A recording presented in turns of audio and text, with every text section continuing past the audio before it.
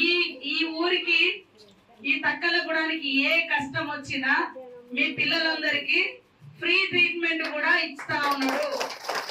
మీరు ఎప్పుడు వేరే దవాఖానా పోవద్దు, మీరు గవర్నమెంట్ హాస్పిటల్కి వస్తారు. ఆ నుంచి ఇంకేదైనా ప్రైవేట్ పోవాలనుకుంటే అప్పుడు చక్రవర్తి డాక్టర్ హాస్పిటల్ వాళ్ళకే మీరు వెళ్ళండి. మీకు అందరికి నెంబర్ ఇస్తాం, మీ సార్కి చెప్తాం, నేను కూడా చూసుకుంటా.